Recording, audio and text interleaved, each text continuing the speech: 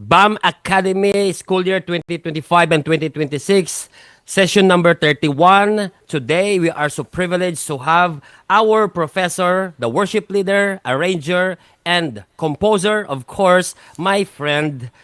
Let's welcome to teach us the worship ministry management to all the worship pastors and worship ministry. Let's welcome our very own Pastor Steve Kuban. Palakpakan po natin ating buhay na Panginoong Diyos. Hello, everyone. Great.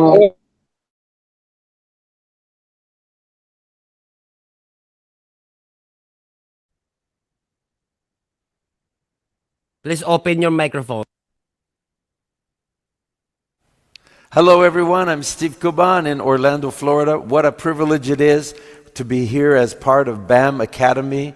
And I'm grateful that we have over 200 students online today. So I'm happy to share a couple songs with you. And we're going to be talking about worship team and worship ministry management today. It'll be a real blessing to you. So let's sing The Lord is My Tower. Can we do that? And feel free to stand up and clap and do some of the actions as well. Thank you, Lord. Hallelujah. Praise you, Lord. For the Lord is my tower, and He gives me the power to tear down the works of the enemy. In a difficult hour, He will crush the devourer and bring the powers of darkness underneath my feet. Come on, everyone. For the Lord is my tower, and He gives me the power to tear down the works of the enemy. In a difficult hour, He will crush the devourer and bring the powers of darkness underneath my feet. Now, come on, everyone. Let's do the actions together. Put your hands up like this and say, the Lord is my tower. Let me see you.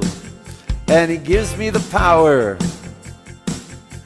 to tear down the works of the enemy. Give the devil a big kick.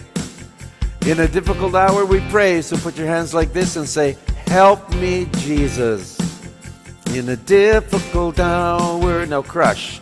He will crush the devourer. Now jump up and down and bring the powers of darkness underneath my feet. For the Lord is my tower, and He gives me the power to tear down the works of the enemy. In a difficult hour, He will crush the devourer and bring the powers of darkness underneath my feet. For the Lord is my tower, and He gives me the power to tear down the works of the enemy.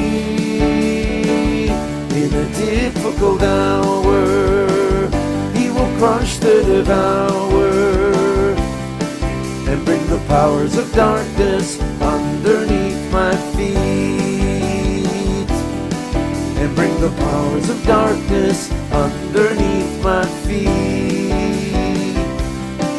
And bring the powers of darkness underneath my feet. Amen. Praise the Lord. Glory to God. Come on, let's sing, Lord, I lift your name on high.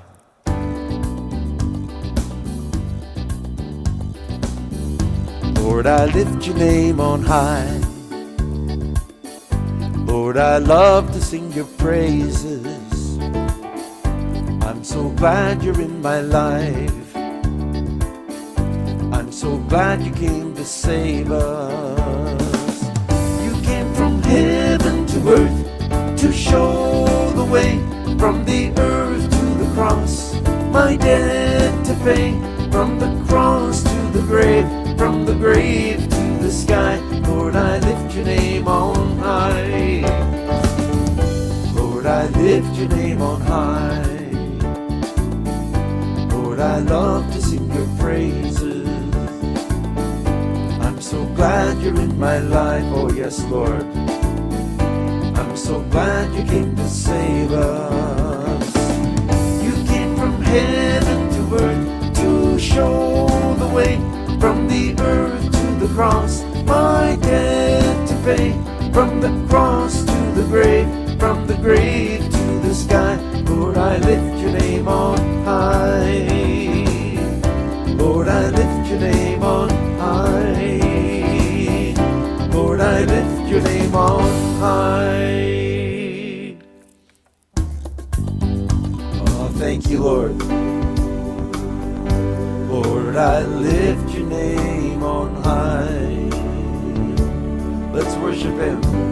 Lord, I love to sing your praises. I'm so glad you're in my life.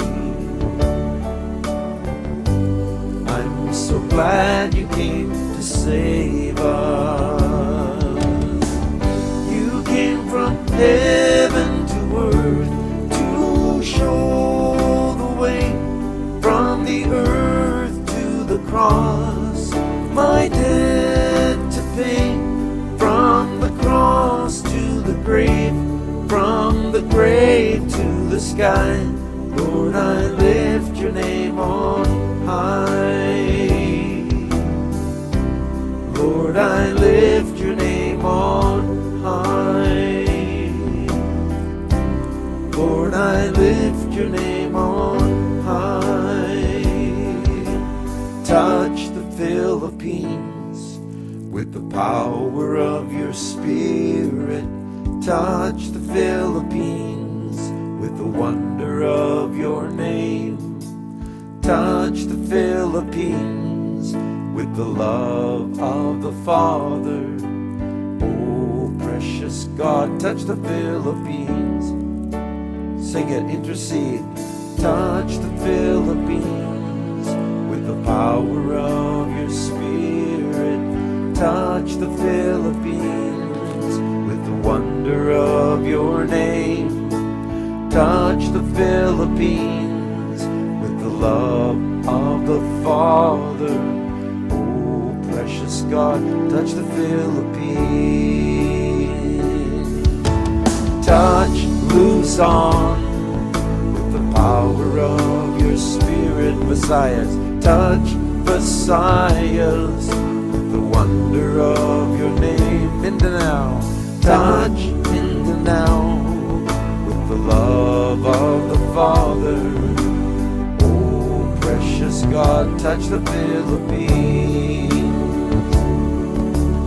Father of creation, hear the cry of our nation as we fall upon our faces, Lord, and pray in brokenness of spirit. Lord, we know that you will hear us. Lord, forgive our sin and heal our land. Touch the Philippines with the power of your Spirit. Touch the Philippines with the wonder of your name. Touch the Philippines with the love of the Father. Oh, precious God, touch the Philippines. 2 Chronicles 7:14 says that if my people which are called by my name shall humble themselves and pray and seek my face and turn from their wicked way, then will I hear from heaven and will forgive their sin and heal their land. Let's just ask the Lord.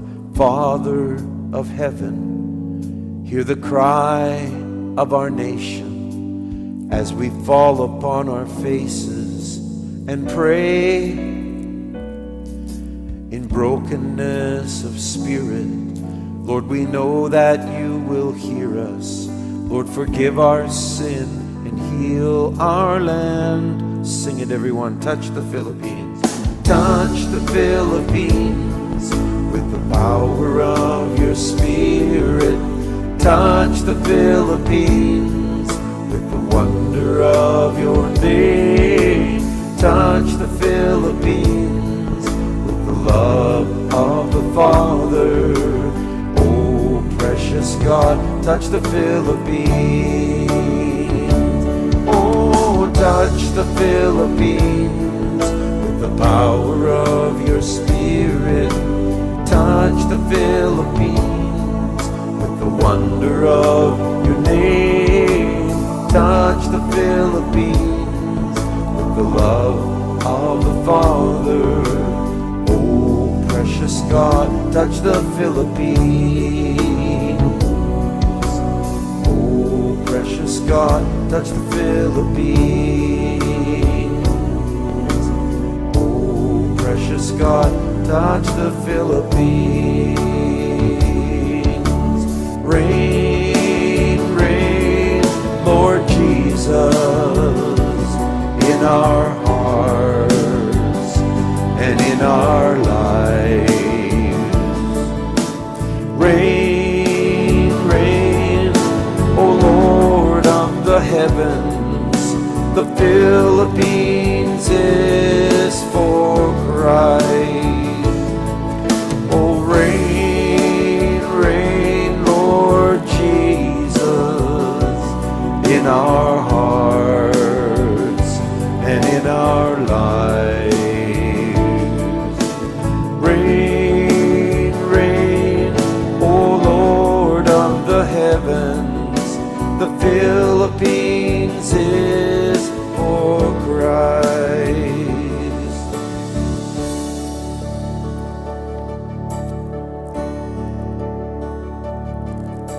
The heavens declare your glory. The nations bow before thee. And in this place we lift your song on high. The Philippines is for Christ. Oh, reign, reign, Lord Jesus, in our hearts and in our lives. Reign, reign, O Lord of the heavens. The Philippines is for Christ. Forever your name be exalted, O Lord of all creation. And in this place we lift your song on high. The Philippines is for Christ. Oh yes, my Lord. Reign, reign, Lord Jesus, in our hearts and in our lives. Reign, reign, O Lord of the heavens. The Philippines is for Christ. Africa, Africa is for Christ. America, America is for Christ. Europe, Europe is for Christ. The Middle East, the Middle East is for Christ. Australia, Australia is for Christ. South America, South America is for Christ. The nations are for Christ.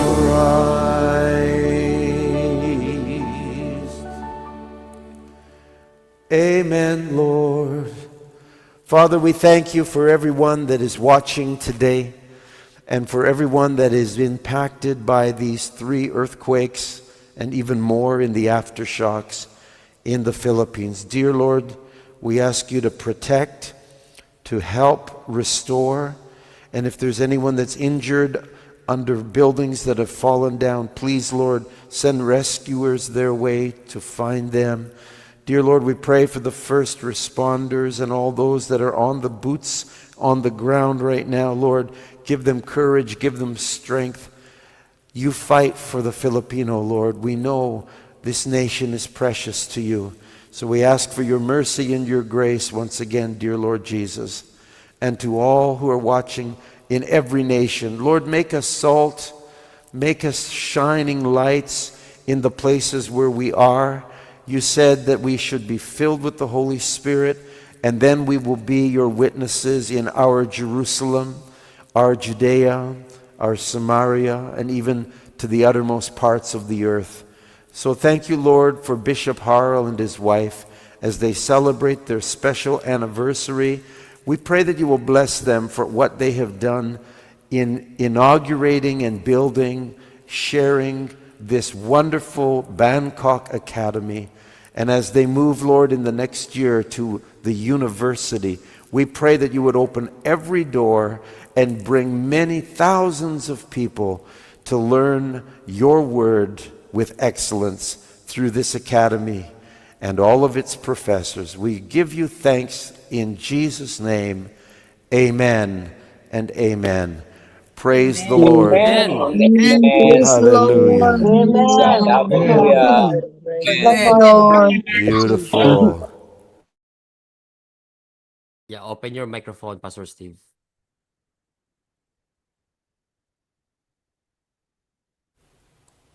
How many of you know that it is a very, very special week on the Jewish calendar? Give me a hand raised or an acknowledgement or a thumbs up in the reaction. It is the Feast of Tabernacles. It began 4 days ago and it will go for another 3 days. And I'm so excited. I'm often in Israel right during this period of time. In fact, Christians from all around the world converge in especially Jerusalem for this 7-day festival. God commanded the Jewish people. He said 3 times a year you're to come up to Jerusalem. You're to come up and bring your offerings and celebrate. But out of all of them, you know, Passover is the first pilgrimage festival. Pentecost is the second pilgrimage festival where everybody comes up to Jerusalem. And the Feast of Tabernacles is the third pilgrimage festival. And they're always to be a very somber and very sober occasion. But Passover, the word joy is not mentioned. Tabernacles, the word joy is mentioned many times. And it's to be the joyful feast. So we who observe the Israelite Moedim, the appointed days, we are really joyful today. So I'm hoping that today you will take a little spark of joy and bring it back to your family and to your church. We're having wonderful church services a day or two from now. Remind them that this is the Feast of Tabernacles, and remind them that God tabernacled himself with us in the form of Jesus Christ. The Word became flesh and dwelt among us. So every Feast of Tabernacles, I have a 7-day live stream where I talk about each of the days of the Feast of Tabernacles and the specialness of them. And tomorrow we're going to be talking from Exodus chapter 33. So if by chance any of you are free exactly 12 hours from now, join me on my YouTube channel. You'll be so blessed. Simply type at Steve Kuban in YouTube. And when you get to that channel, then click live. And under the live tab, you'll see where we'll be having our special celebrations. The next 4 days, all celebrations looking at the book of Hebrews and looking at the book of Exodus and also looking at the book of Leviticus. All of these important feasts point to Jesus. Amen? Praise God for that. We love Jesus, don't we? And I love to call him by his Hebrew name, Yeshua. And I'm grateful today that Bishop Harrell has asked me to share on a topic that is very special in my heart. Anything having to do with music is dear to my heart. and anything having to do with worship is especially dear to my heart. And I know we have many worship leaders here. We have music pastors. We have senior pastors. And of course, senior pastors, you have the vision for your local church. And your worship team ministry must align with a vision that you have. So that will be part of what I'm teaching today, is lining up your vision with your senior pastor so that you're all on the same page. Sometimes the worship and the music department are known as the war department. And you've got the music director wanting to go one way and the pastor wanting to go another way. We don't want to have that. We want to be on the same page. And if your pastor is really not with a heart of worship, pray for him. Don't backbite him. Don't nibble at his heel. Don't touch God's anointed. Pray that the Lord will open your pastor's eyes to the importance of ministry. It's not a fight between the pulpit, where the Word of God is preached on Sundays and wherever day you have ministry at your church. It's not a wrestling match. It's not a war between the pulpit versus the throne. That's the worship team's job. Bring the people to the throne, and the pastor's job is to preach the Word of God faithfully. No, it's not a war. It's not a fight. It's not a competition. It is a complementary ministry. Amen? So I want to talk a little bit about that today too. And I know we have some pastors that are watching, and some music ministers, some music directors, and a lot of us here are choir members, and some of us are musicians. So I'm going to try my very best to cover something that will touch everybody's heart to some degree or another. I'm going to first give an overview of worship ministry management. Then we're going to dig down into several areas of importance. And then we're going to discuss about building a strong worship team. And I've sent Bishop Harrell way back many months ago teaching notes on this. And I don't know, Bishop Harrell, if you might be able to still pull up any of those notes from before. It's from my syllabus that I have taught in about 500 different churches, but I'm always adding into the notes. So Bishop Harrell, feel free as I'm teaching to share any of the notes that I've shared with you, or just leave it blank and everyone just write down carefully. But however it works, we're going to discuss 3 areas now. Worship ministry management as an overview. Then we're going to talk about it, critical issues of importance. And then we're going to be looking at building a strong worship team. So here we go. Everybody get ready. We're going to go at it full speed, nonstop. Number 1, worship ministry management. Here's an overview.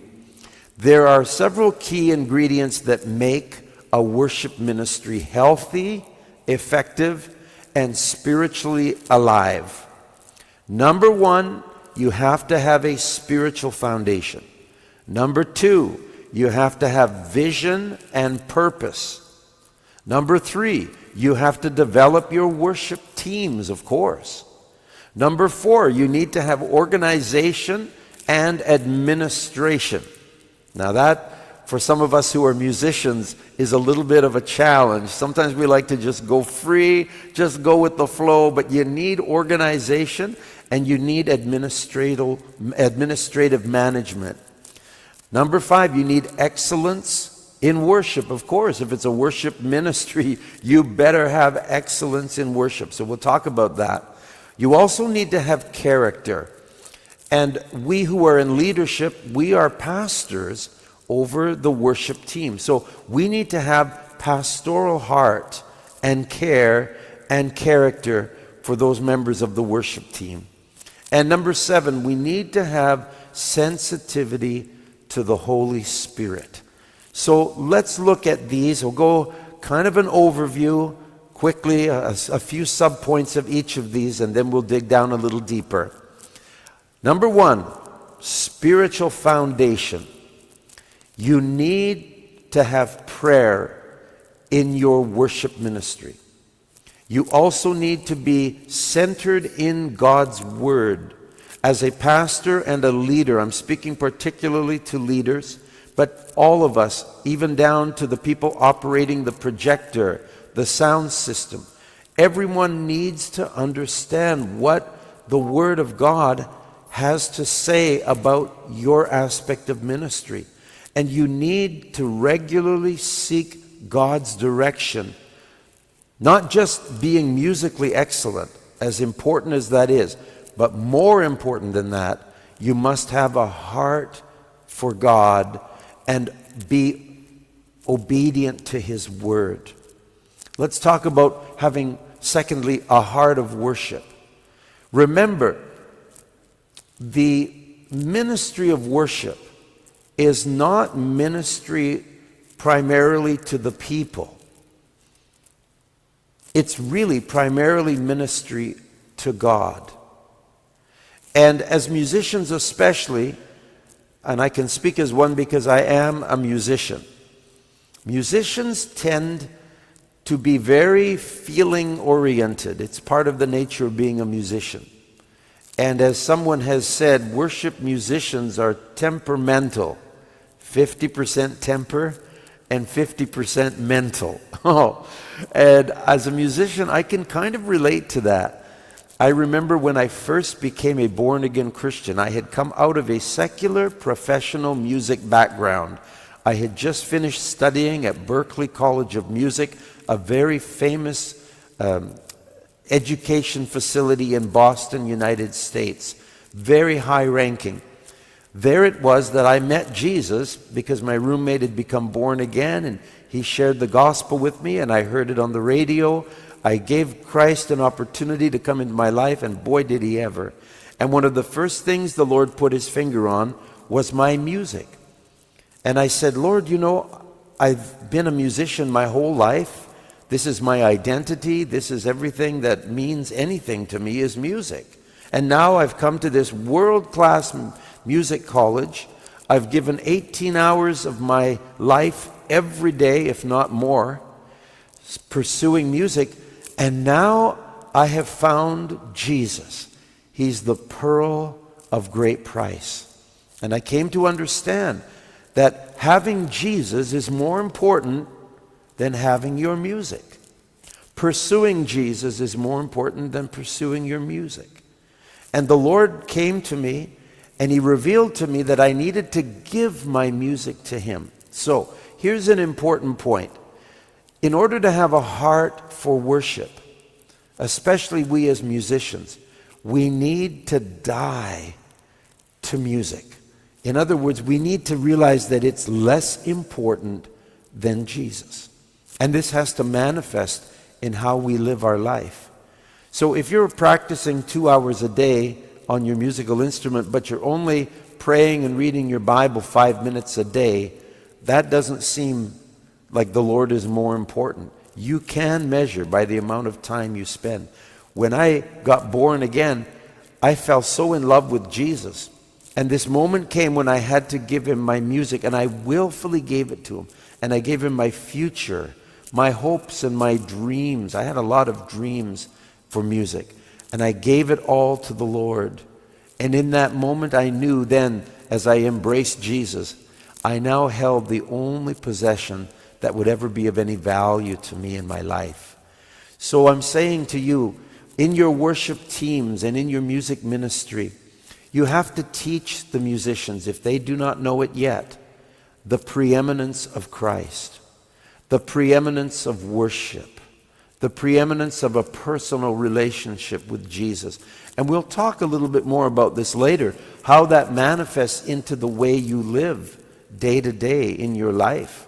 I am feeling very broken in my heart because there are a lot of what we would say are very well-known, leading Christian artists, musicians, worship leaders, who in the recent months have gone into moral failure. Some who have even left the faith. And perhaps you don't know about this, but for those of you that are listening, you're realizing, wow, is it possible that stardom in Christian worship music ministry opens the gates to fleshliness? And the answer is yes. So we have to be very careful in this aspect of putting people up on the stage in music ministry. We're talking about music worship ministry management. The most important thing to manage is who is on that stage and what are their hearts and their conditions. So I'm going to be talking quite a bit today about cultivating a heart of worship in your musicians. You're not just performing for the people. And if you bring people on as your worship team members who have that diva mindset, oh, now I'm up here in front of the people. Oh, I'm now going to show them how good I can play the guitar, or how well I can sing. You've seen probably on YouTube some of those drummers that are just not in the right place. And the worship leader is leading worship, very quietly, but then the drummer just begins hitting, and it just disrupts the flow of worship, because some people, they feel that this is my time to shine. And musicians, often we have to die to that desire to make music something more than it is. Can I hear an amen, please, to that? So that's the first two things. Praise the Lord. Amen. Amen. Amen.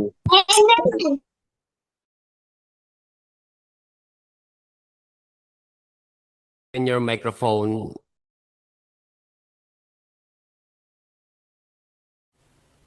So reminding you now, point 1, spiritual foundation, prayer and word centered, heart of worship, and now thirdly, this is important, you need to have a focus on discipling your music team and your worship team.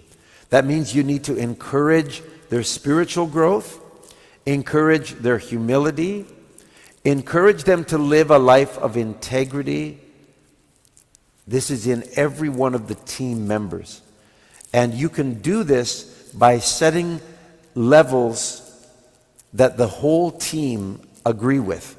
You're basically creating a handbook, and you're saying, all right, this is what we expect of our worship team.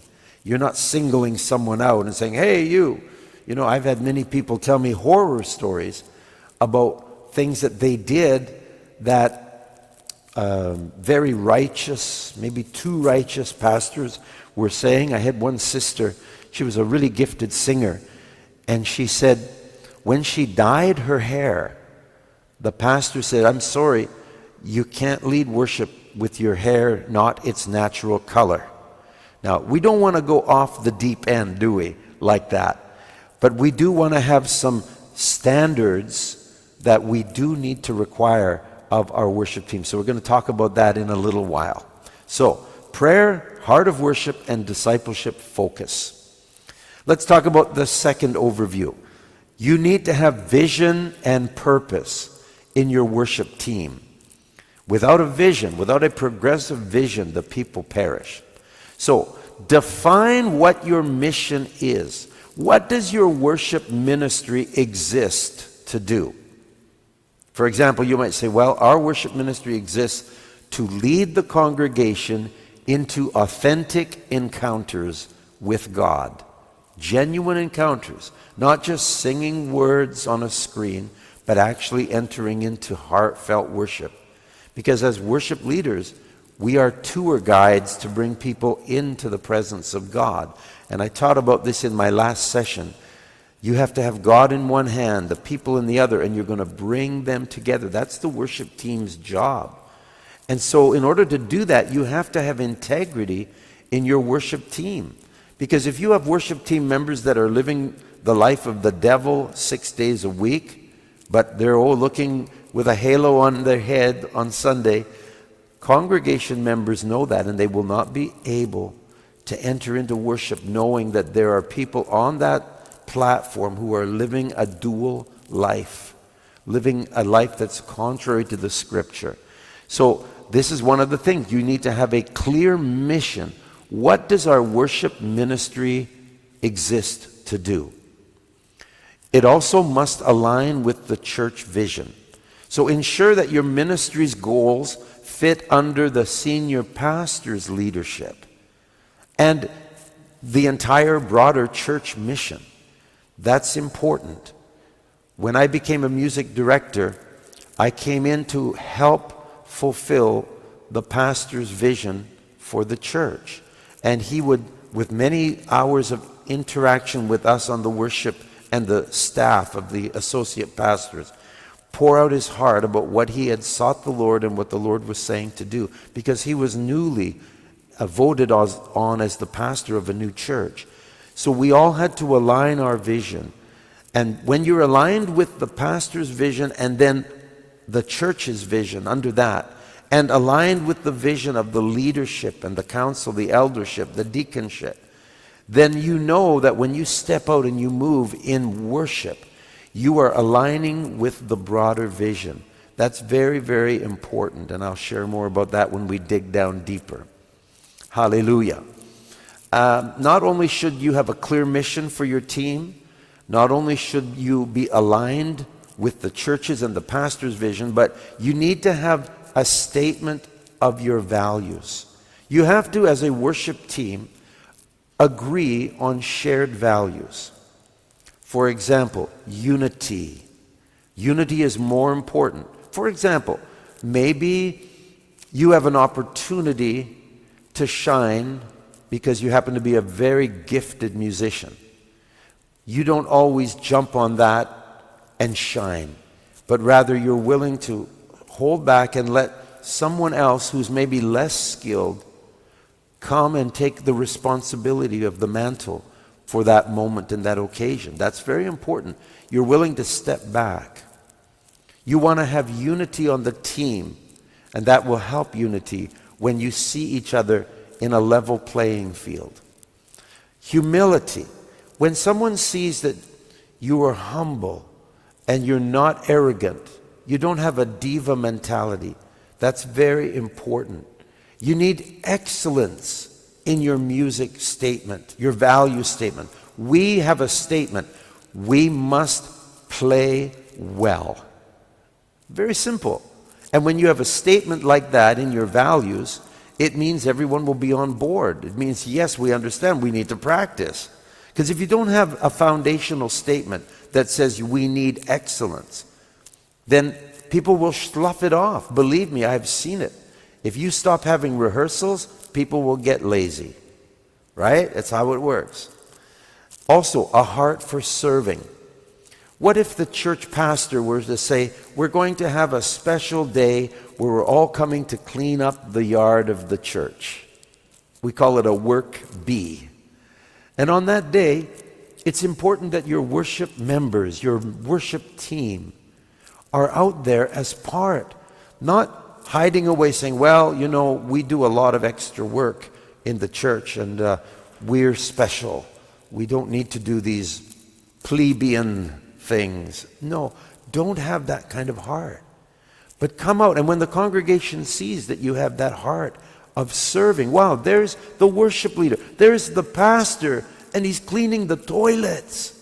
I tell you, that will go a long ways to getting the people to now come along with you when you are on the platform leading them in worship, because they know that you have a heart for serving the Lord and serving the church members.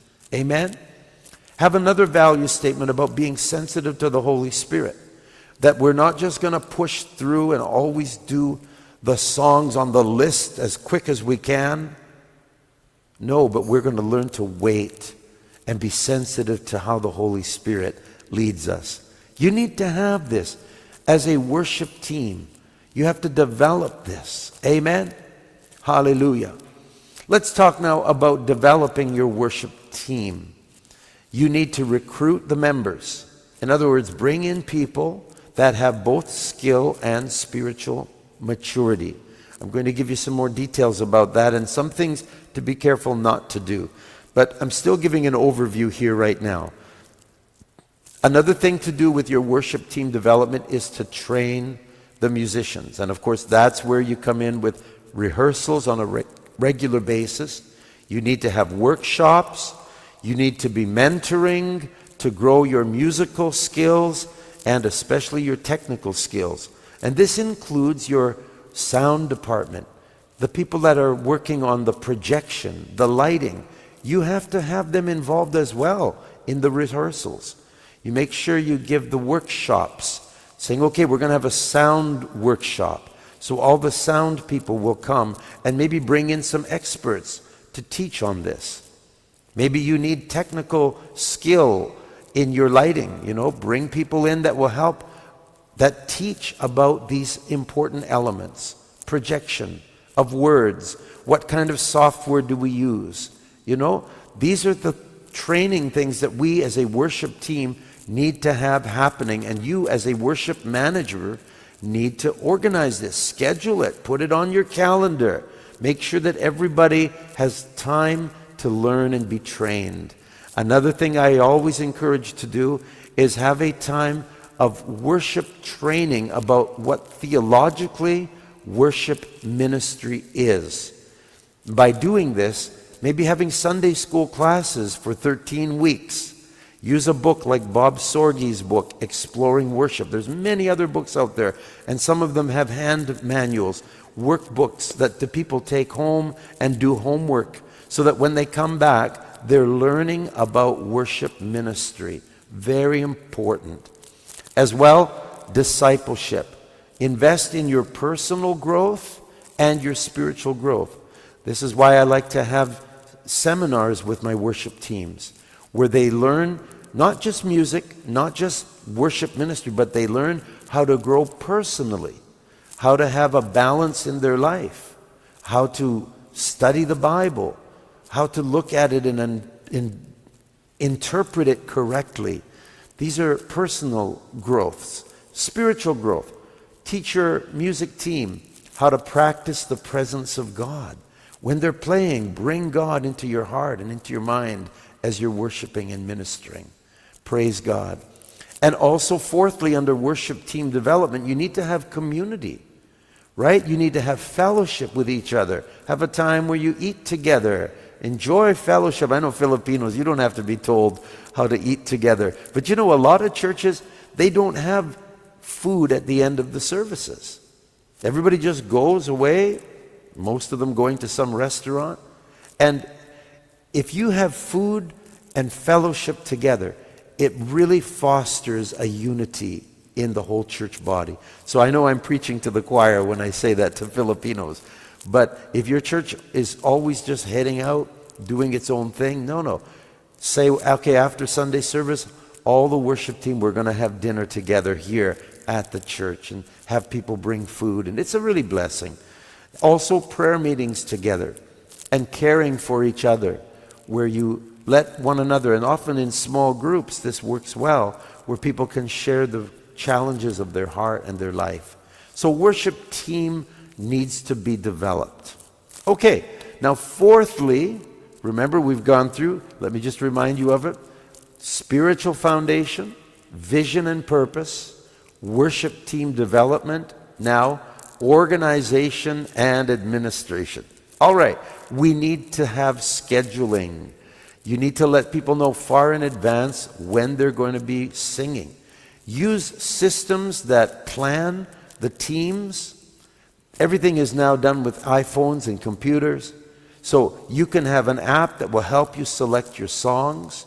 You can have tools like the Planning Center online, many other apps that help you to plan out your services even months in advance.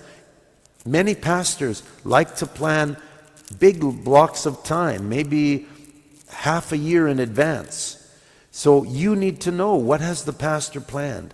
And then using that organizational tool, you can then align which worship teams are going to be playing and singing, what ministry, what songs are going to line up 4 months from now when we have a Thanksgiving service.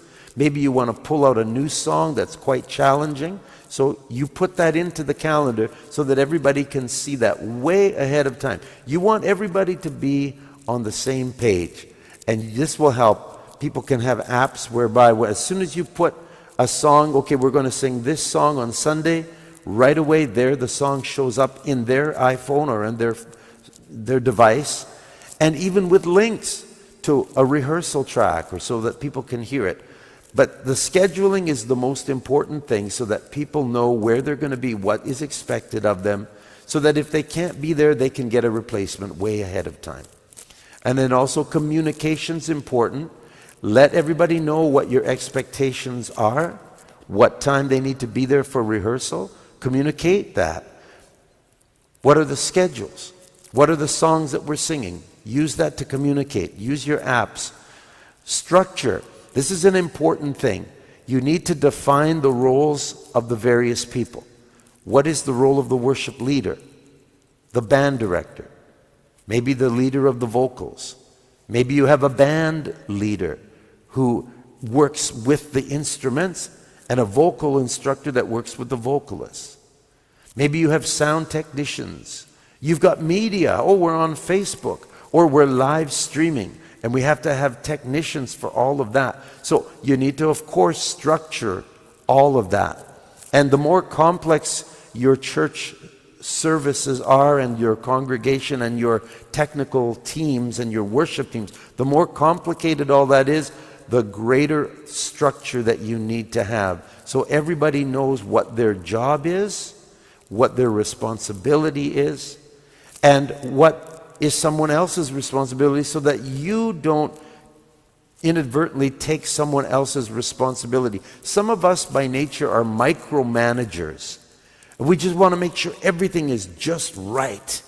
And so you're calling people up, da da da da da da da da da da, and you are actually intruding on letting them develop their own structure, develop their own system, what works for them. So be careful not to be a micromanager and dabbling in other people's business, overlapping. And pastors, sometimes this is an important thing. When you have given a worship music team the ability to choose the songs, then be careful that you don't overrule them constantly. Be careful that you don't just decide, well, I think this song needs to be done, but the worship team, they don't know that song very well.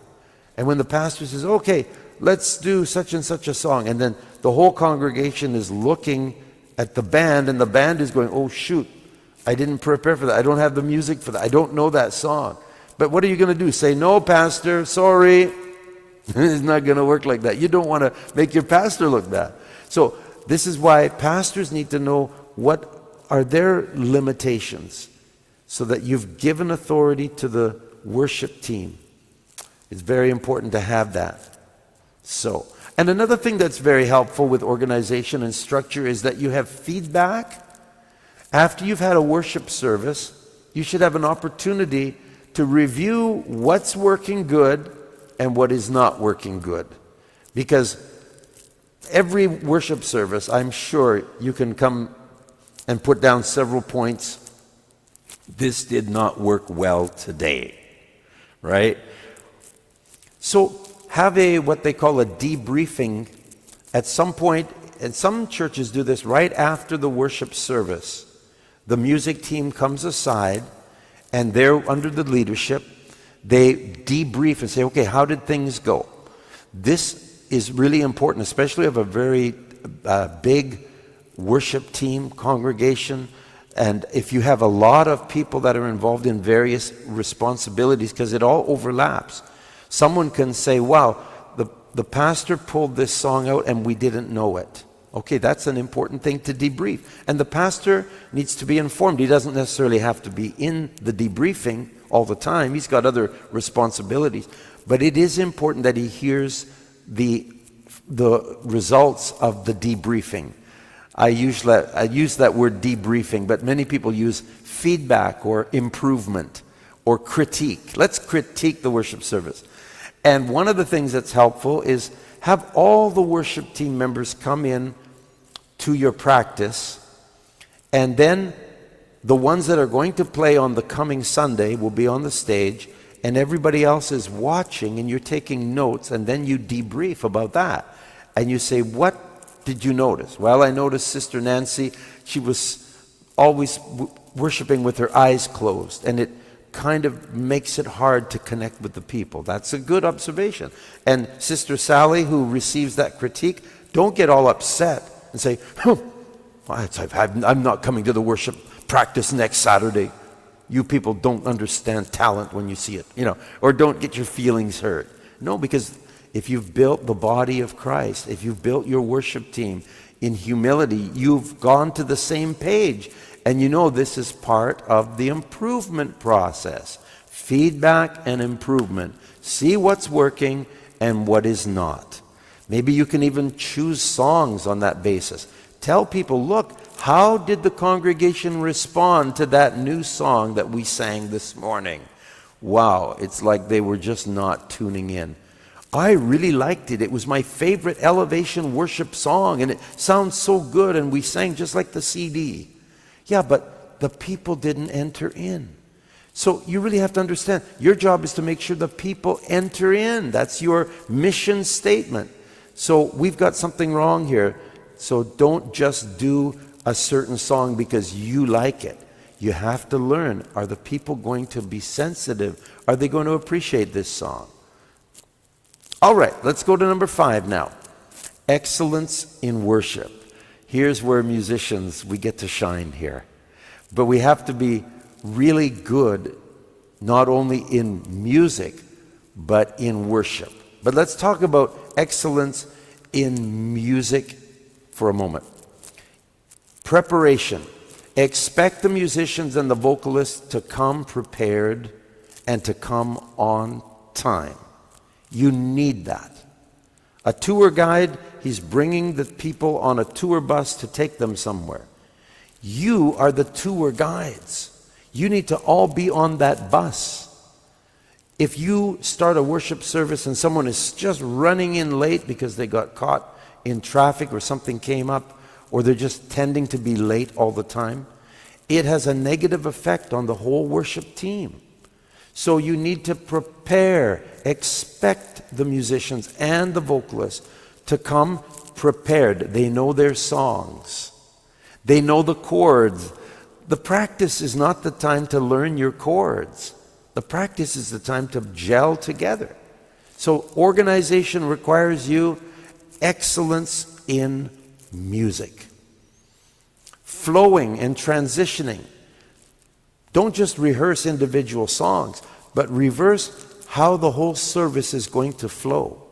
Rehearse how the songs move from one to the next, to the next, to the next. Rehearse how are we going to change keys. And I often tell people you need to learn how to flow your songs in theme. Don't just jump around with one theme for song number 1 and then suddenly a totally disjointed and unrelated subject matter for the second song, and then you jump around to another subject matter in the third song.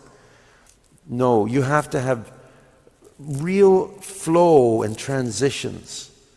And what about the moments where you as a worship leader might speak between the songs? You should plan for that. Pray about that so that you know what you're going to say and how you're going to say it, and the team will be able to flow with that. Practice these things even in your Saturday, if you have Saturday rehearsals. Very important. What about transitions? When you finish a section of worship and now we're going to have someone come and lead prayer, that should be planned in advance. The person should know. And then when you get to that point in the worship, it should just flow naturally. Not, where you end the worship, bang, it's over. And now you say to everybody, you may be seated as Sister Nancy comes to lead us in prayer. Because it's disjointed when you do that. You should be flowing. Flowing and transitions are important. Things that are practical. Maybe the pastor is going to need his pulpit.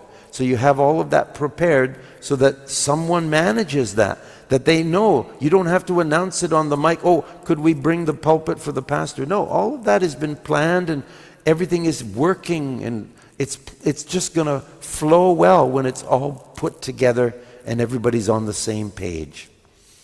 Let's talk about the quality of your sound. Oh boy. A poor sound mix can break a worship service. If you have a beautiful flow of worship, but you can't hear the person singing the solo, that's horrible. What about if suddenly there's feedback in the middle of worship. That breaks the flow. What about if you have poor quality microphones? Now I'm talking into this mic here. You see, when you have a good quality mic, the sound is very rich. But even a good quality mic, if it falls down here, now you can't hear me. And it's the same way with a handheld mic. But what if you don't have good quality mics? You've got the most local $3 karaoke mic. And then when someone speaks, you can't understand what they're saying. It's not good. So you have to make sure you invest in good quality microphones. You need good quality sound systems. You need good quality lighting, not just a bulb over the pulpit. You need visuals that will help support and not distract from the worship. Now, of course, some churches, we don't have budgets to have big LED screens in the background. And I can appreciate that. But you still have a projector, you still have a screen, you still have lighting, you still have mics and sound system. Make sure that you get the best and the most important things that are necessary. Because microphones, you can't fix that. If you have a poor quality mic, if you've only spent 500 pesos on a microphone, I mean, you really got the budget deal. You can't make that thing sound good. You would be far better off to spend 100 times more on a microphone that's good than to be spending money on all these excellent wires. I want to have the most latest this and that. No, buy the things that really count. And your microphone counts.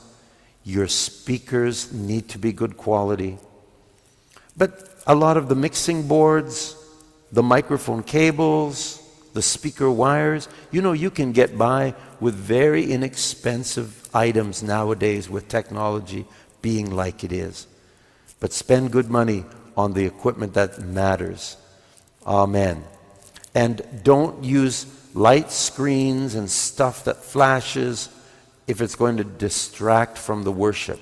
I remember just recently I was watching a big event with 1 million people in India. And they had such a lighting LED screen in the back, about 3 stories high and 20, 30 meters across. And it was just always flashing, red, green, blue, light mode, the ones they warn you about in a movie theater. Warning, if you have epilepsy, this may cause you to go into a fit, And they had all this stuff going on in the middle of worship. And I just know that what happened is that they hired a sound company that was the best. The best wants to prove they're the best, and they don't have any sensitivity to worship. Now, this is an extreme example, but in your local church, you need to be very careful that the slides, the colors, the words on the screen, make sure that they're correct and not mistakes on there, because that will distract from worship. Remember, I told you before, when the overhead projector, the last line of the song was, "Jesus, you make me sing." But the person putting the projector on, they dropped the G, and instead of the word sing, it said sin. Jesus, you make me sin. Now, that really destroyed the flow of worship. And it was a holiness church, a oneness holiness church, which is like the worst you could do. Amen, I can see Anna Luz Amarilli is laughing her head off. God bless you, sister. Isn't that funny? Lots of laughter to that. No, you see, you have to be very careful not to do anything that will distract from the worship. If you put the wrong words up on the projector, or you've got the wrong verse, someone's singing verse 3 and the projector puts verse 1 up, and the people can't sing. It just breaks the flow. So all of that, you have to work on that. That's why your lyrics projectionist needs to be there in your rehearsal, working with you, making everything work well, way ahead of time. Don't give it to them at the last minute, please. because they need time to make it all work well. And then also the repertoire. If you're going to have excellence in music and excellence in worship, you need to have a good repertoire that the people are enjoying. You're using old songs that people are familiar with and some new songs, because the Bible does say, sing unto the Lord a new song. And you have to consider the theological meat, the depth of the songs that you're choosing. Do you know there are hymns that have been around in hymnals for 300 years? Why is that? Because they are theologically deep. Songs written by Charles Wesley, Isaac Watts. Some of these hymns are just so theologically sound. You should not ignore singing those songs in your services.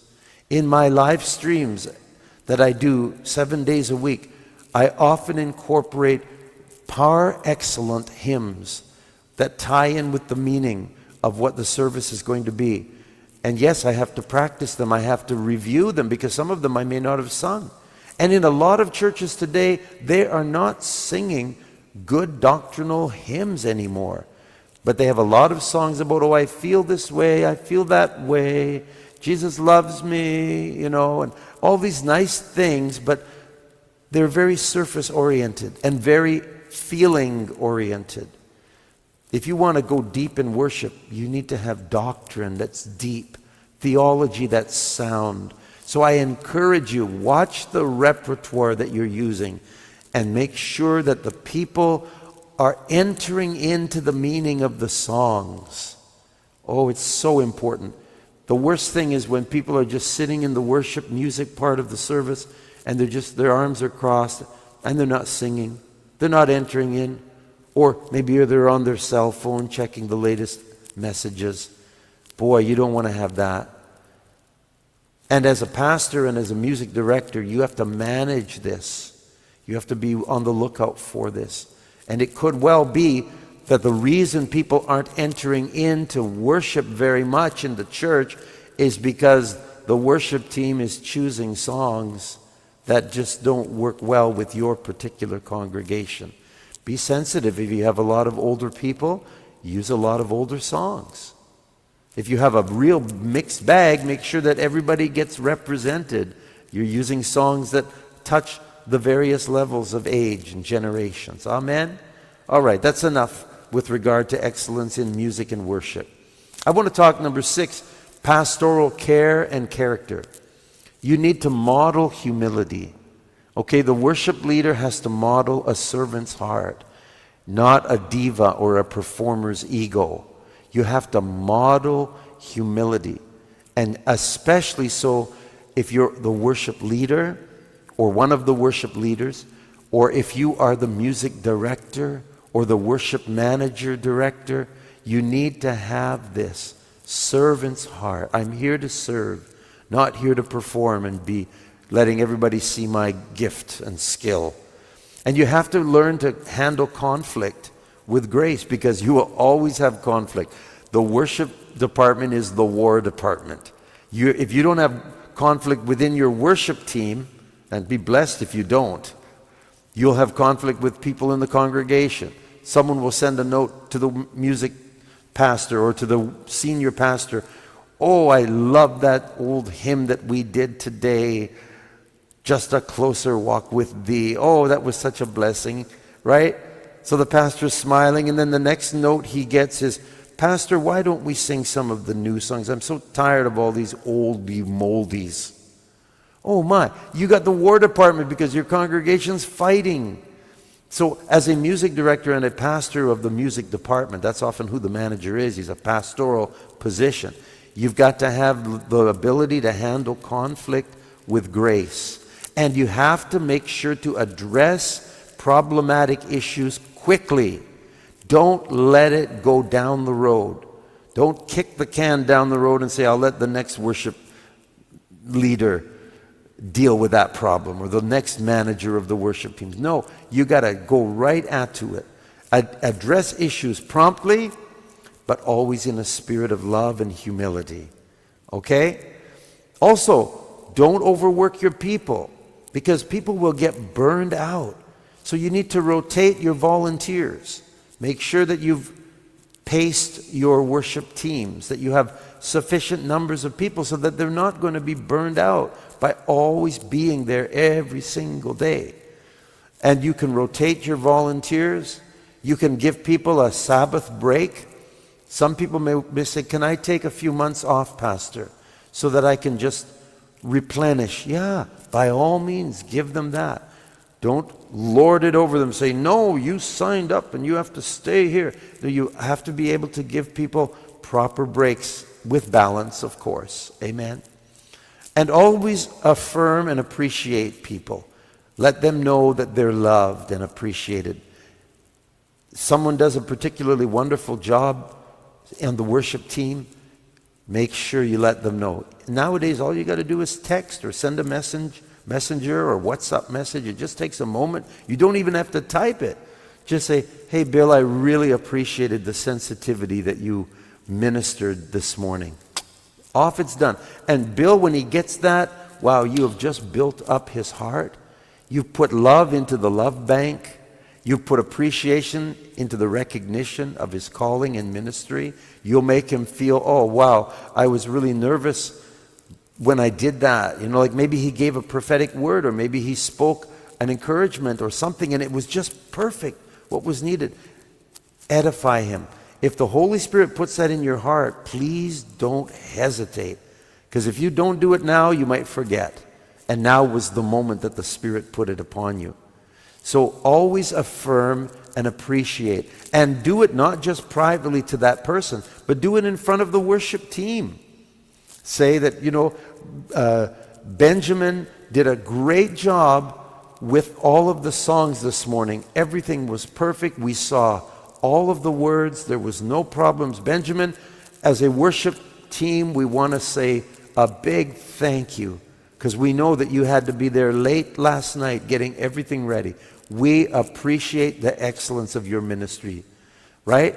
Do it in front of the worship team. And if you have opportunity, in front of the whole congregation, if it's appropriate. Now, you don't want to be brown-nosing every time, But no, you want to authentically build up and recognize, affirm, and appreciate the gifted people that are on your worship ministry team.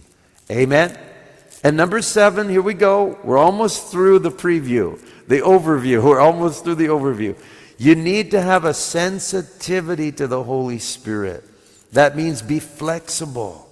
Be open to spontaneous moments of prayer, to read a scripture if the Holy Spirit gives you, or to sing a prophetic song, or give a prophetic word. Now, you'll have to be under the authority of your pastor.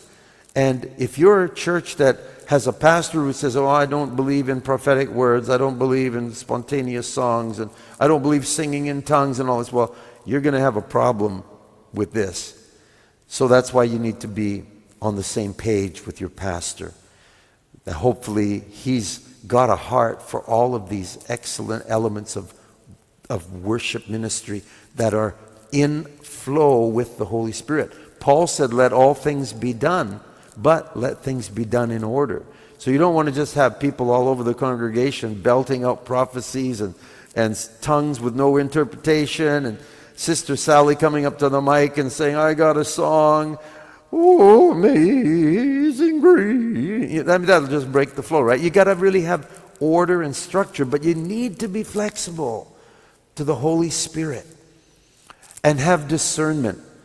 Train your team to be spiritually discerning of the flow, not to rush through the song lists, but rather wait. Let the Spirit do His surgery in the people's hearts. Amen. And stay united with the leadership of your church. Be in a close relationship with your pastor to ensure spiritually and theological alignment. Amen. Well, this is just an overview of 7 areas of importance. So I'm going to turn it back to you, Bishop Harl.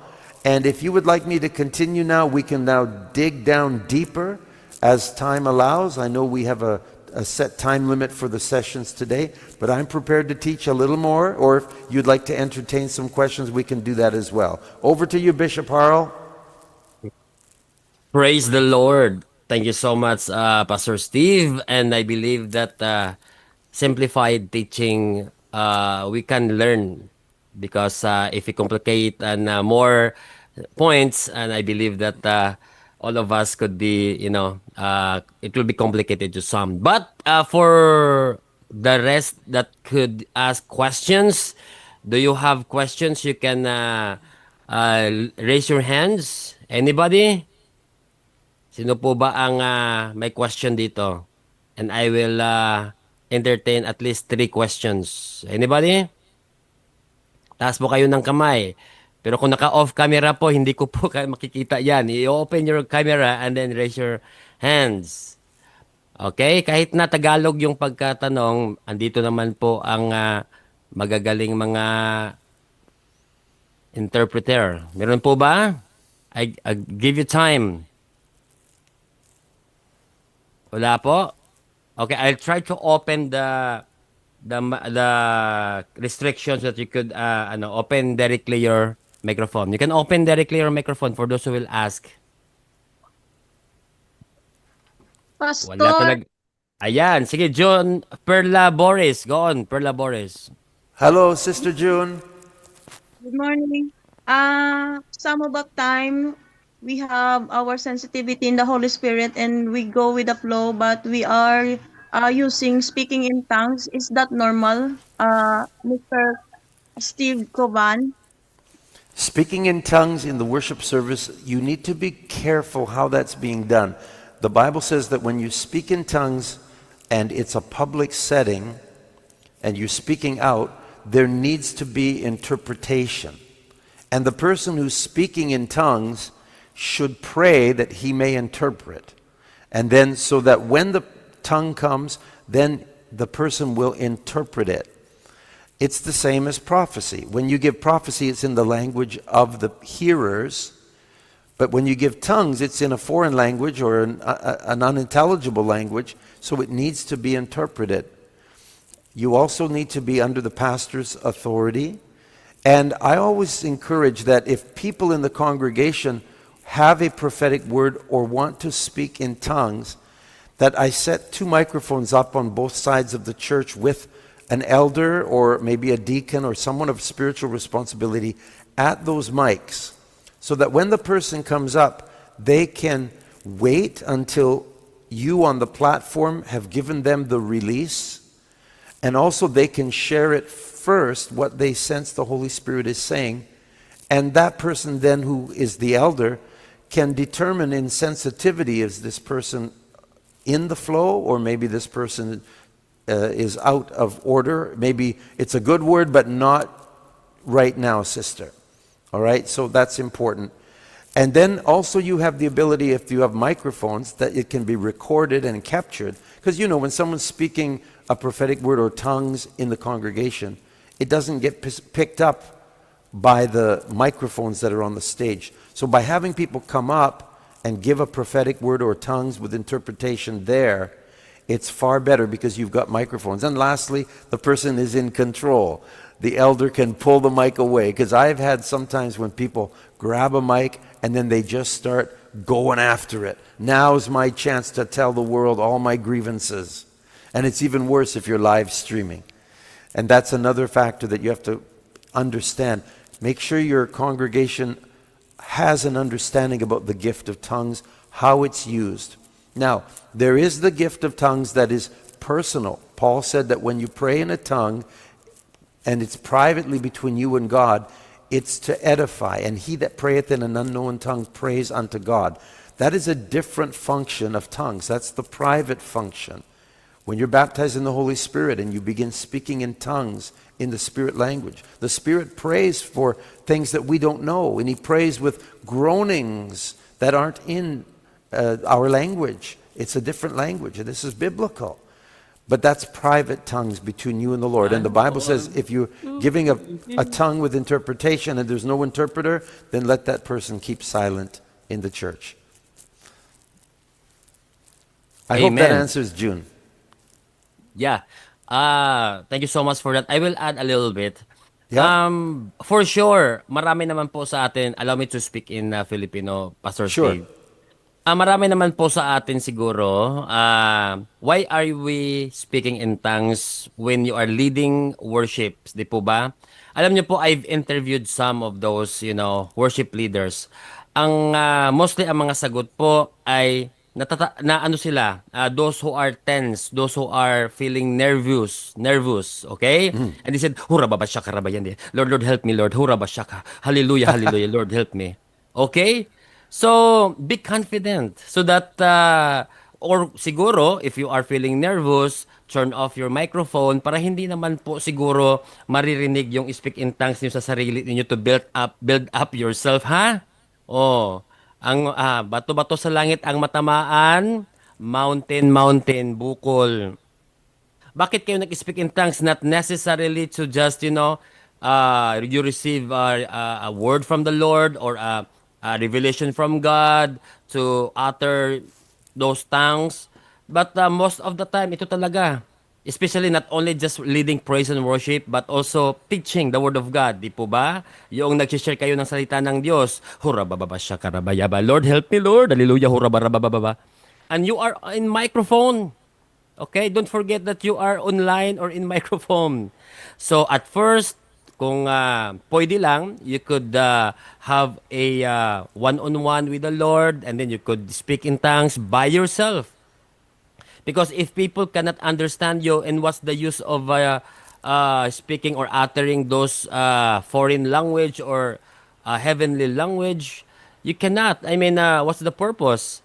Okay, I'm sorry to tell you this, but some people are just displaying their being as could speak in tongues so that people will, oh wow, talagang nakapag-speak in tongues siya, pambihirang taong ito, talagang in the spirit ang taong to.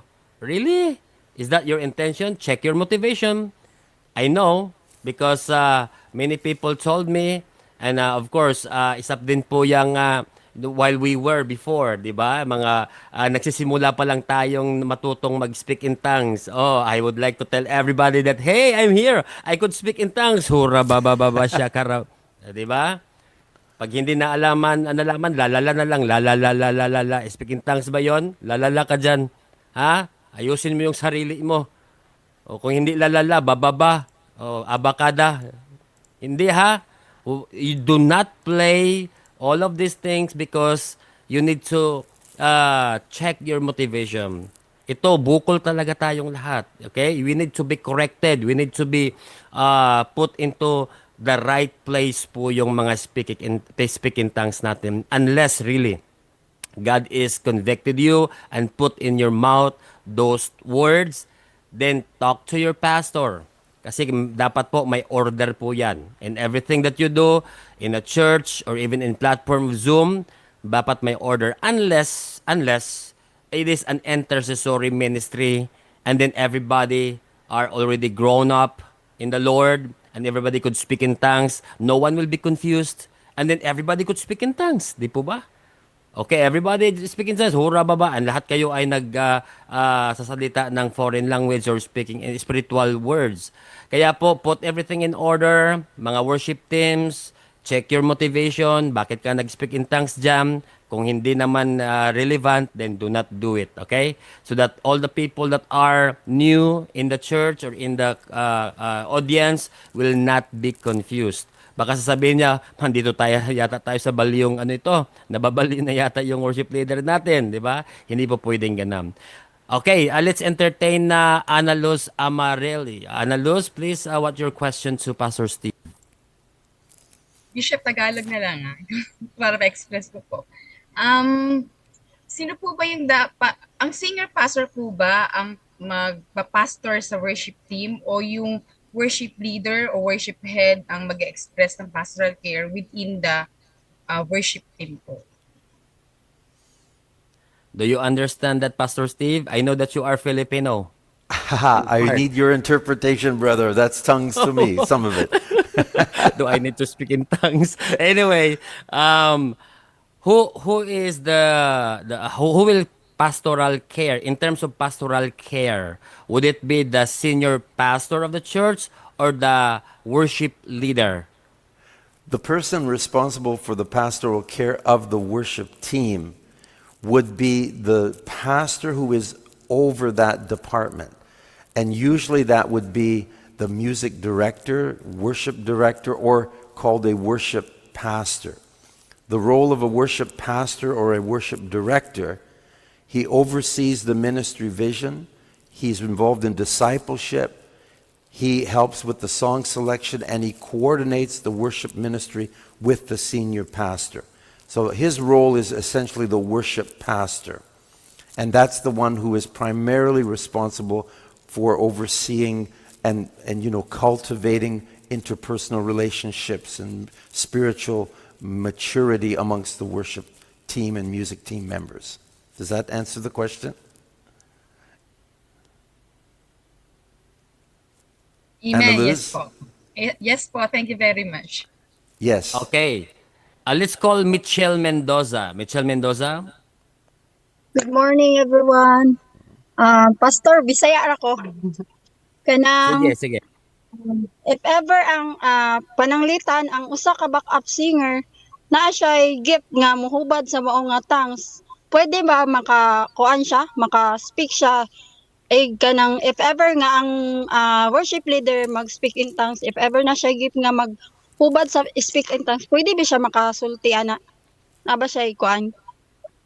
Okay. So, this is the question, Pastor Steve.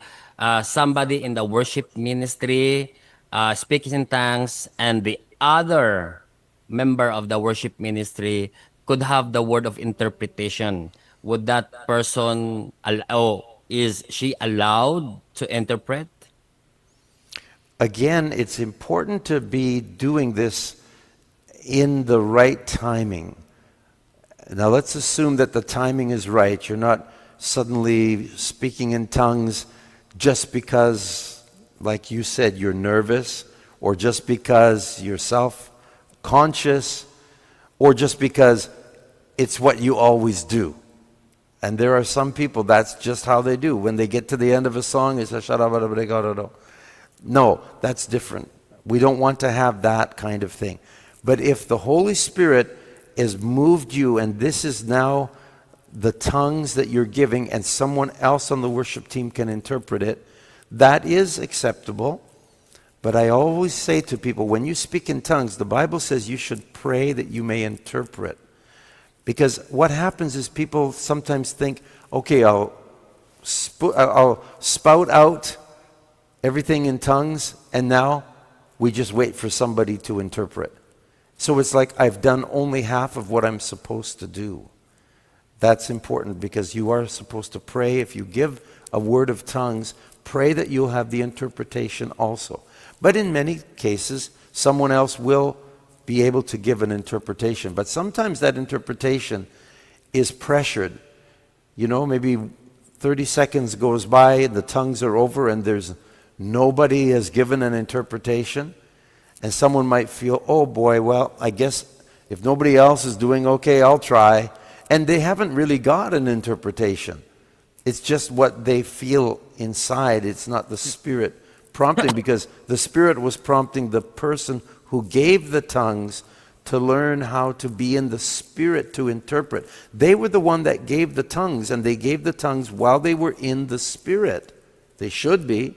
So therefore, they're in the right place spiritually to receive and utter forth the interpretation. So that's my answer to that. Yes, thank you so much for that, Pastor Steve. And I will talk in Bisaya. Sister Michelle, naa daw sa timing. Kailangan nato og timing ang tanan, at og kailangan nga makabalo gyud ang gaistorya og speak in tongues nga siya gyud ang muhubad sa maong tongues from the Lord. And also, I would like to remind everybody that it is not accident na parang what I mean is that whenever you are in a certain place and you heard somebody speaking in tongues, and it will be your time to interpret without the knowledge and approval of a senior pastor, okay, check your submission. Lahat po ng mangyayari sa loob ng in every event or a program, the senior pastor must know. 'Di ba? Sino po ba ang in charge po dyan. Kasi in place, everything must be in order. Lahat in place po yan. Baka yung, it might be a warning yung na-receive yun yung word.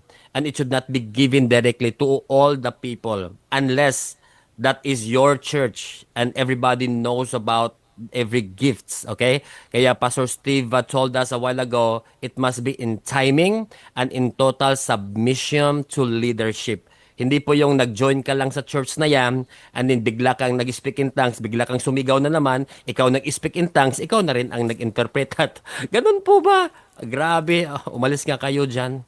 Hmm? Ituwid nyo yung buhay natin ha. You should not be the one to um, create confusion.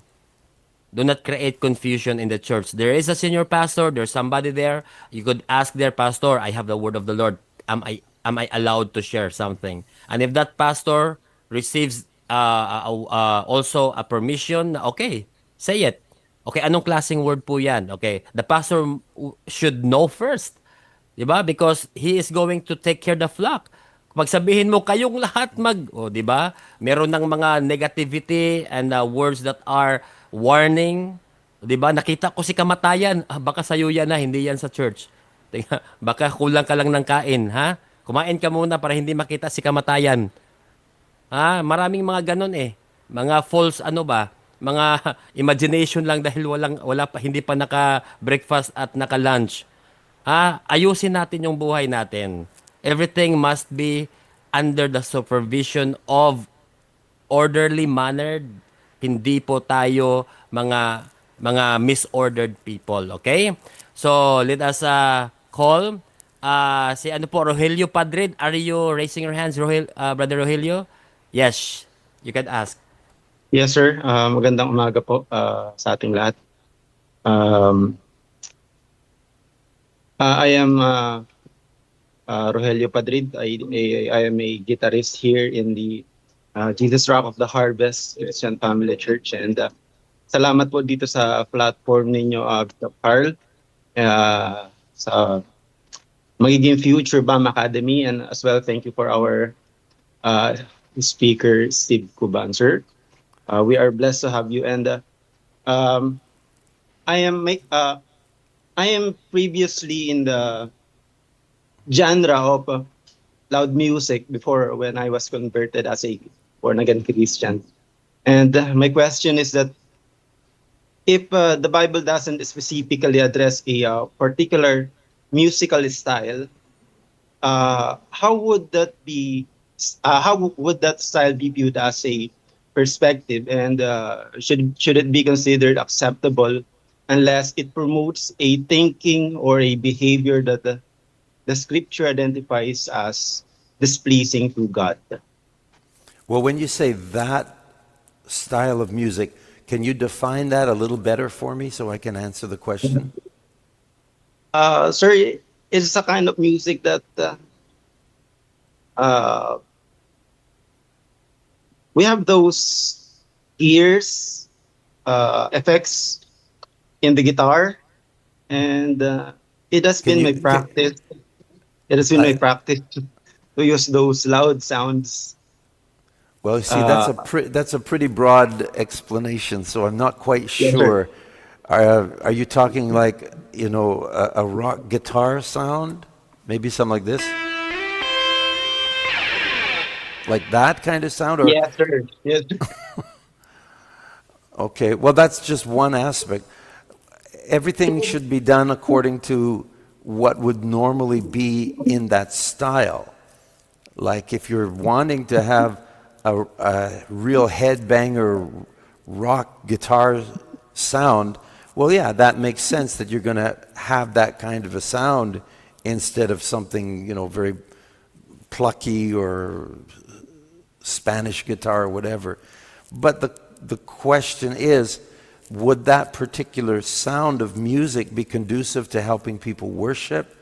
And in many cases, it will not, especially people that don't like that kind of music. They may say, oh, I'm tired of that.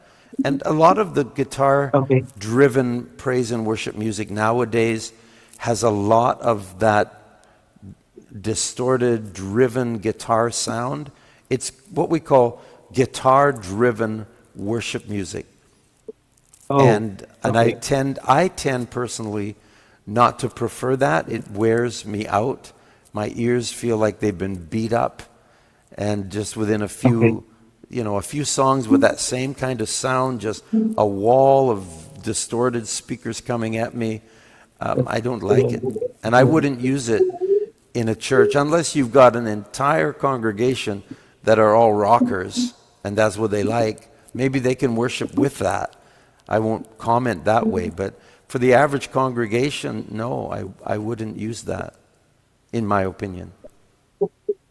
Yes, sir. Thank you very much, sir. Okay, Okay. Rogelio, thank you. Thank you so much for that, Pastor and Brother Rogelio.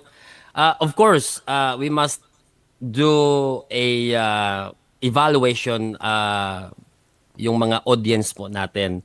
For example, Brother Rogelio, mga senior citizens gathering. Beyond 50s or 60s gathering. Okay, ipa-rockers natin yon. Tingnan natin kung hindi ka pipetisyonan. Ha? Sabi ng pastor, Pastor, bakit ba itong worship leader natin pinarak-rak kami? Pinahidbang kami. Pero merong mga there are beyond 60s, Pastor Steve, that they really love, headbangers music. Oh, I yeah, know yeah. some I know some, people who are, I don't know, Nanay Vicenta, okay po ba kayo sa headbang music? Okay po ba yung mga rock music sa inyo? Oh, Brother Rogelio, tingnan mo yung response ni Nanay Vicenta. Ganon talaga.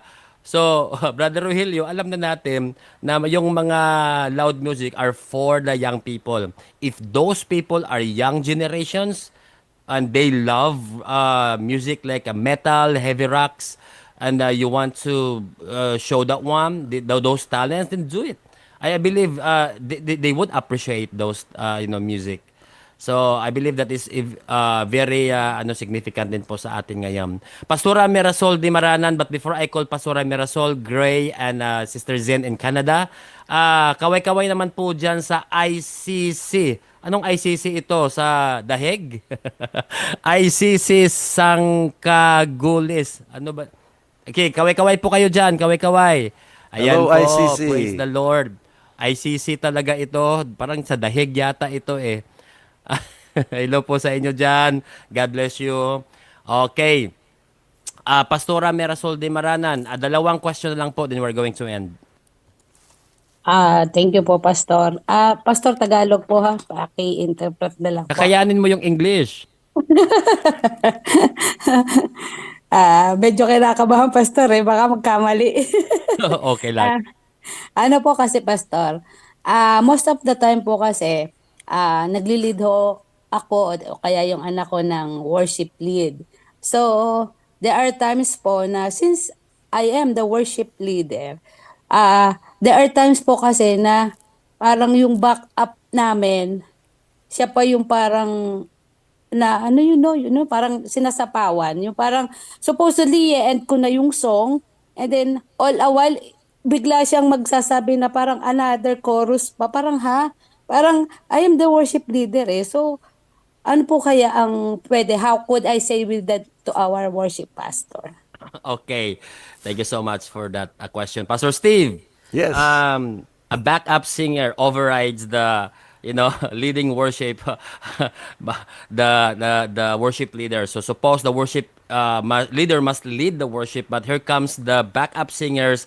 I'm not sure if she is really filled with the Holy Spirit that, she will say or he will say, okay, go to the chorus. She will be the one to, take over the worship leading. So what do you think? What should the worship leader do to that backup singer? Is the backup singer communicating that over the microphone to the rest? Okay, Pastora. How is that working out? How is that coming out?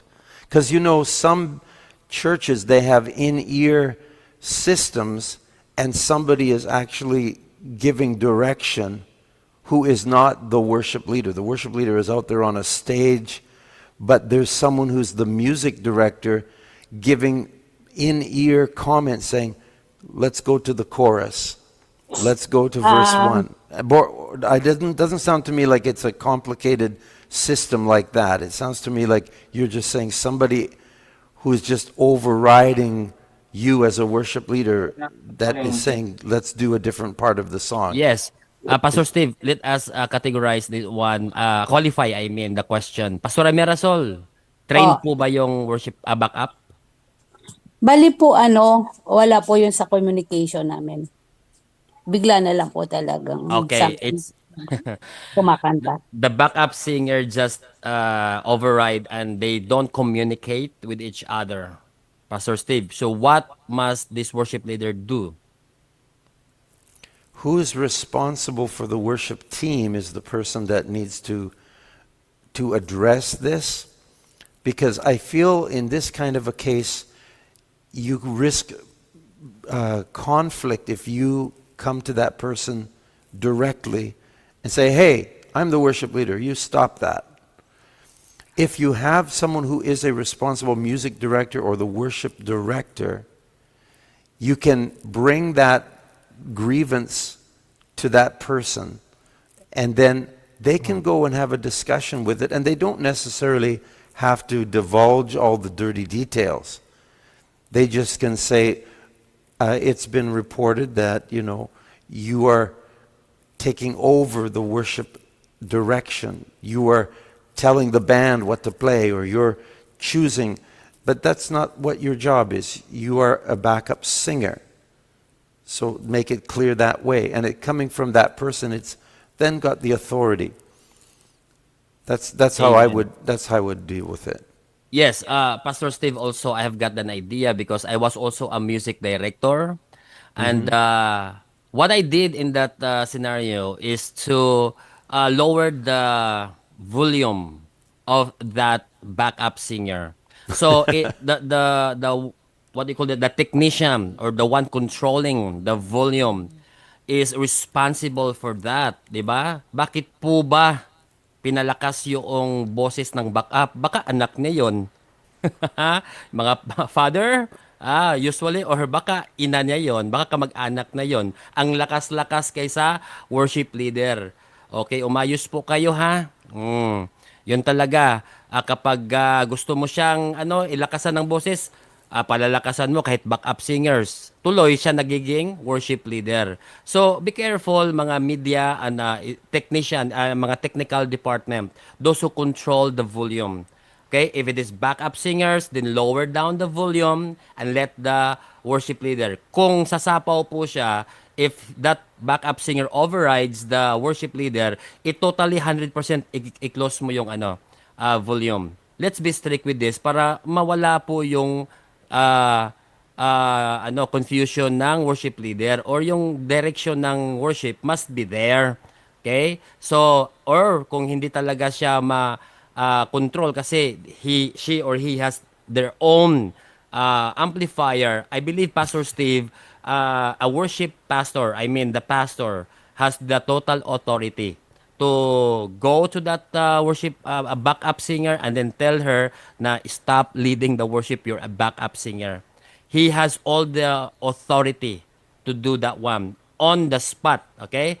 Yeah. So that the worship leader can continue flow, but worship pastors or senior pastors do it in a way na hindi, that would not distract the entire worship service or worship or the songs or the moments that the worship leader is leading.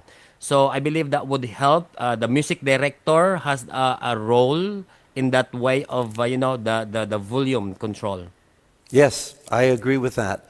And remember, if you tell the sound man, oh, just turn them down, that creates other conflicts too, because the sound man then becomes the one to decide, well, is she a problem? Do I bring it down? So then you're involving a third person. I think that's more of a band-aid solution, but at least it's one way to get it rid of if it's a problem. But you have to address the problem itself, and that is that the backup singer is usurping authority that she does not have or he does not have. Correct.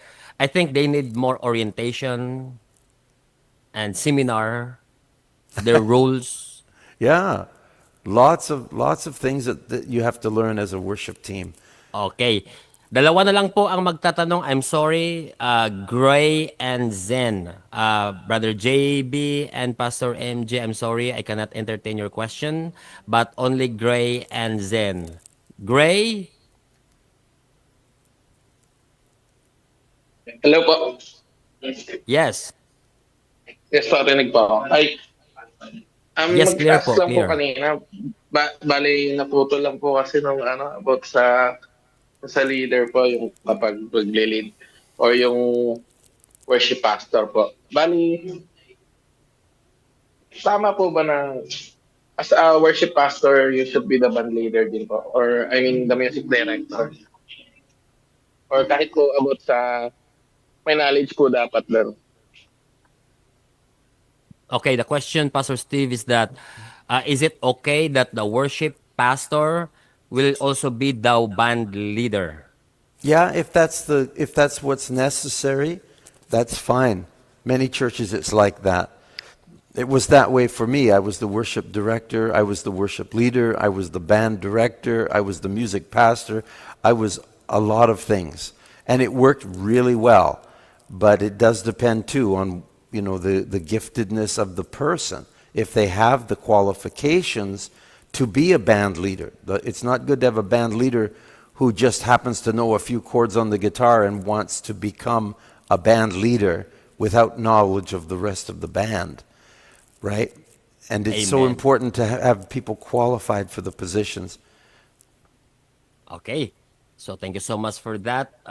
Hope it answers you, Gray.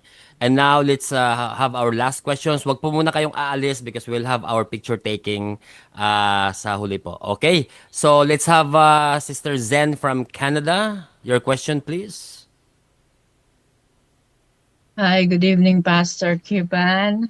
Hi, Uh, Zen. Are you in Calgary? Is that the Calgary Tower uh, behind you?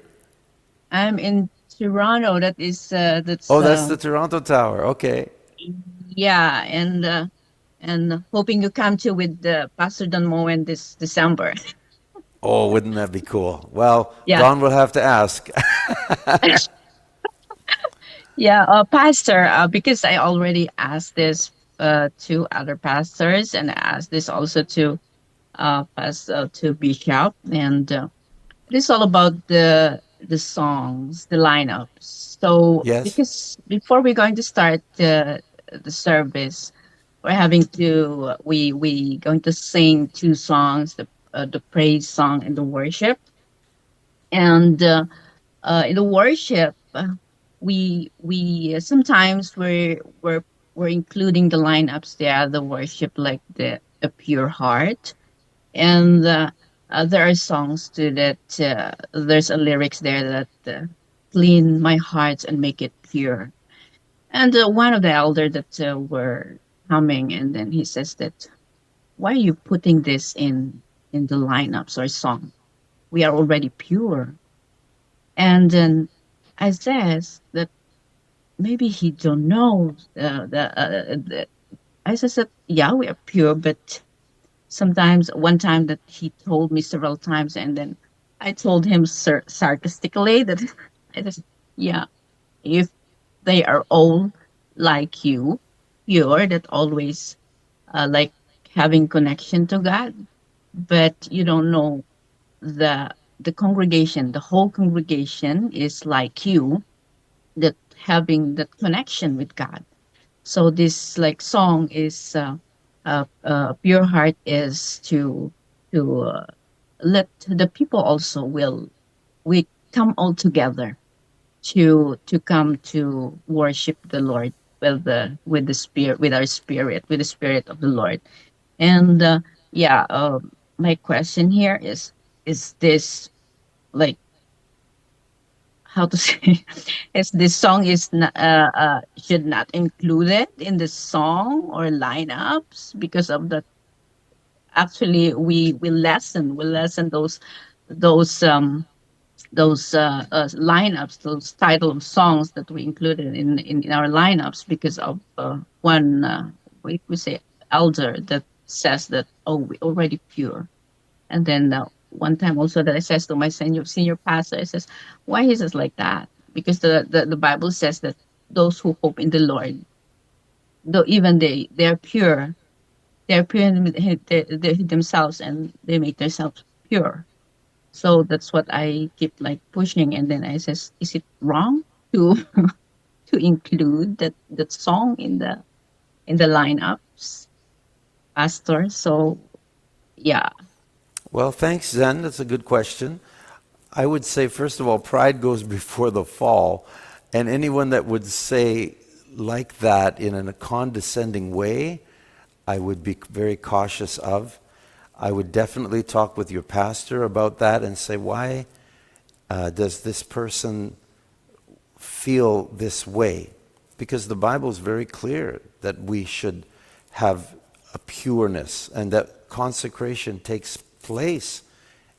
It's always, you should always offer to the Lord that humility and brokenness.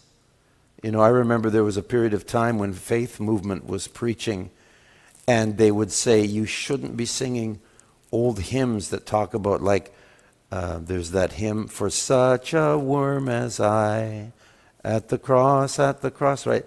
And they would say, why? How dare someone, you're a new creation in Christ and you call yourself a worm? And someone that has that revelation that, hey, we are new creations in Christ. Yeah, we're not worms. But when you understand what Jesus has done and what we were as sinners and what brokenness in our nature, you would definitely want to sing a song like, a pure heart, that's what I long for. And if someone says, well, I don't need to pray for a pure heart, I've got a pure heart. Well, I would say, that's interesting, because does that sound like a little bit of pride? You know? Because it's like someone, the more I know, the more I learn, the more I realize there is that I don't know.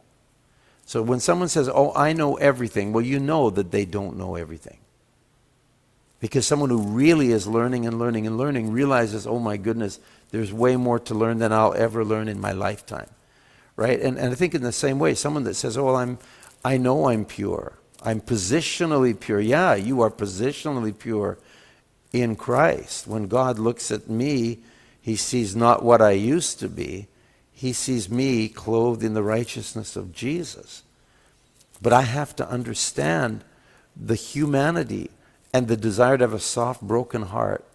So I would definitely say, if somebody who is an elder is telling you this, then discuss it with your pastor, because it could be the person where they're coming from, that's how they were taught, you know. And the pastor can be interference for you. And I don't think it should interfere with the selection of the songs.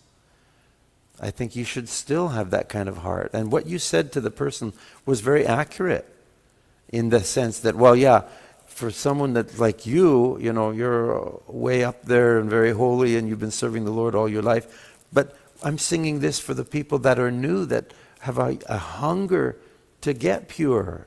Consecrate me now to your service, Lord. Right? That's important. Songs of consecration. And that's an evolving process, right? Consecration takes a lifetime, and even then we still don't get to the end, right? Until we meet the Lord face to face. And I think even then we'll still be learning. So I hope that answers the question for you, and I'm sorry that you had to go through that. And remember, just because someone's an elder doesn't mean they have the answer on everything. Amen. You know, God's Amen. word has Thank you the so answer. much. Thank you so much. Yeah, Thank you so much. have him read Psalm 51 a few times. Maybe he's afraid to Amen. read Psalm 51. Create in me a Oh, pure heart. Oh, I already have a pure heart. I don't read Psalm 51. Yeah, then you know you got a problem. Hope that helps, okay. Zen. God bless you. Hope to see you one day in Toronto. Amen. Okay, thank you so much, Pastor Steve. And we don't have enough time, and I believe that there will be part three next year, I think in January or in December. let us say for our schedule. But thank you so much for the questions. I cannot accommodate more questions. But before we end, Pastor Steve is going to render songs before closing prayer. I-ask ko po ang ating ano po from Temecula, California, Bishop Maffei to that they have been with me with this platform of Zoom to close us in prayer and for closing remarks. And let's open our camera before somebody is going to leave our Zoom kasi po alam ko po that mainit na po yung phone natin dyan. Okay, open your camera right now and take a photo. Vil and Faith, just for now.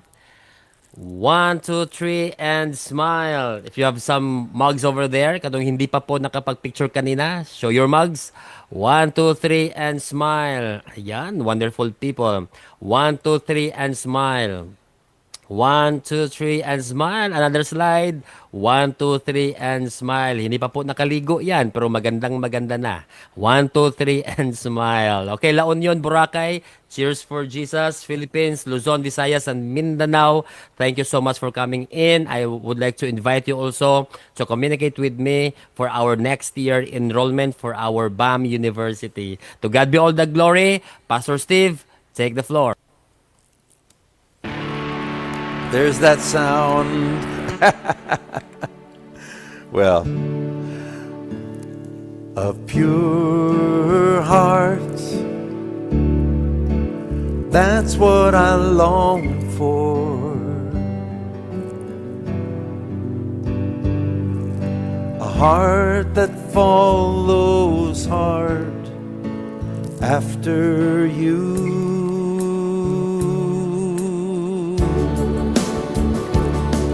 A pure heart, that's what I long for. A heart that follows hard after you. A heart that hides your word. A heart that hides your word, so that sin can't enter in. A heart that's undivided, one you rule and reign.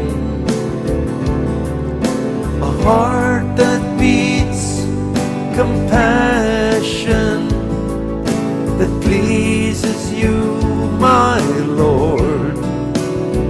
A sweet aroma of worship that rises to